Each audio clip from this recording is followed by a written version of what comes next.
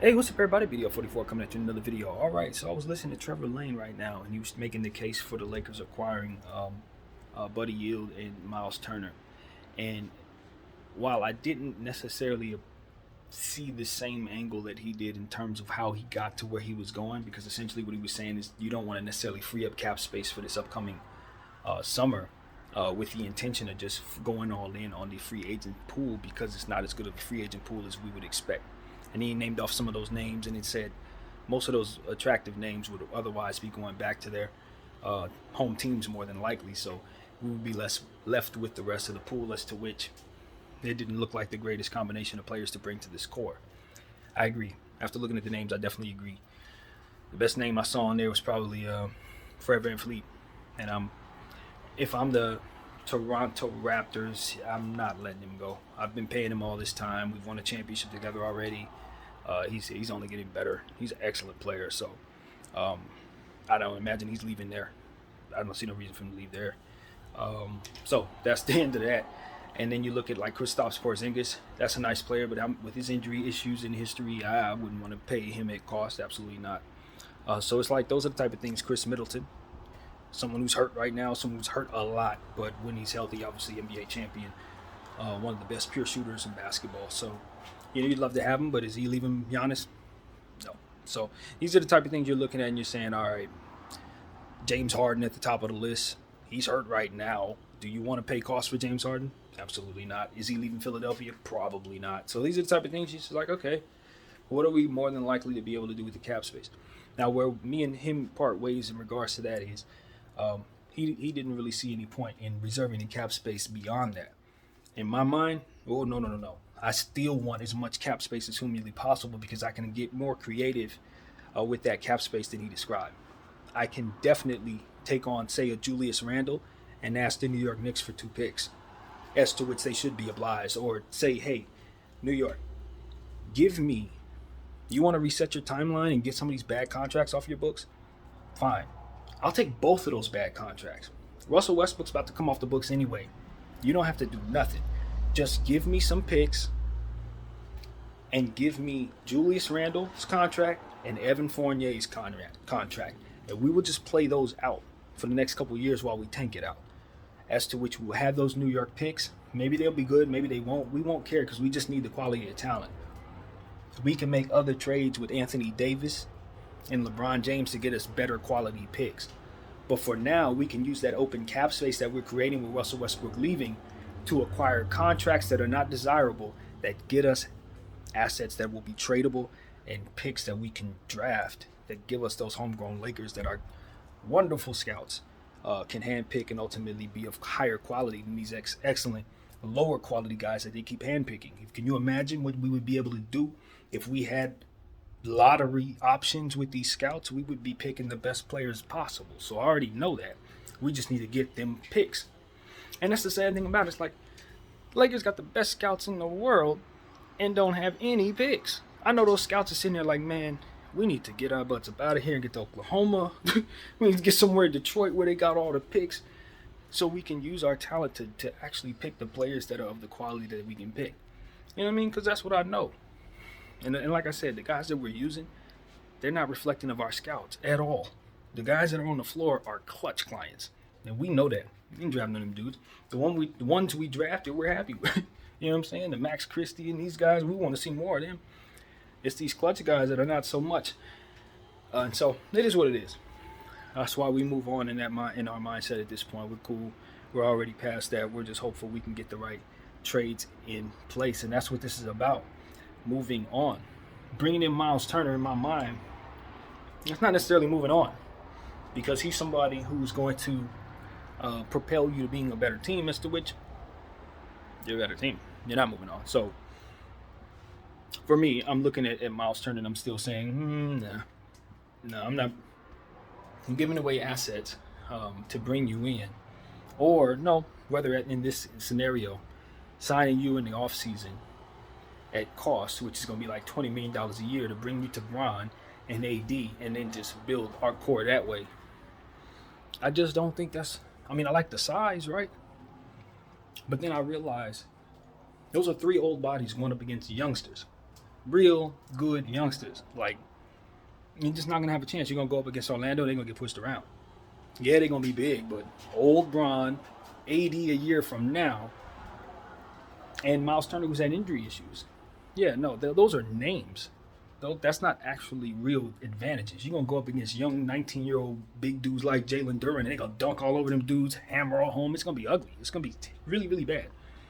Because we're going to be confused as to the fact that Miles Turner looks so great in Indiana's system, where they are featuring him right now with the intention of having him play at his highest value so that somebody will take him. You're not going to feature him looking like that. He ain't going to play like that for you because he's not going to be doing nothing but trying to get himself a contract this year. And after that, he's paid and then he'll go back to being who he is, which is a really good player who stays injured a lot. And we know that because we've had our eyes on this player for a long time. So we know how Miles Turner is.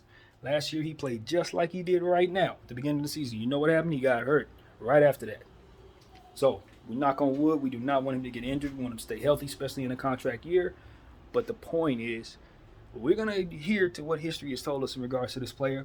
And we're going to say thanks, but no thanks. That's how they got to be. I know what he's doing. I also know they're making sure he's getting the ball every possession. Tyrese Halliburton is getting all his assists on that, man.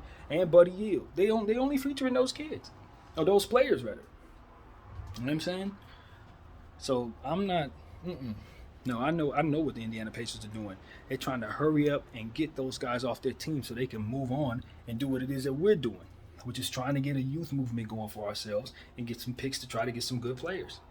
They're going after Wembanyama. So the last thing they need is Miles Turner and Buddy Hield lighting it up for the rest of the season. They're trying to get those guys off their team, and they want us to take care of that problem. And we ain't going to do it unless they give us a lot of picks. Yeah, a lot of them. And that's obviously not something they would be willing to do. So that's it. That is all. Buddy Hield is not a salary dump at all. I don't think he's that. But I'm still not interested in acquiring his contract. I'm sorry. I don't think Buddy Hield is a very consistent basketball player in the times that I've seen him play. You know what I mean? There are a lot of holes in his game, so to speak. And while I know we need the shooting, probably not that bad.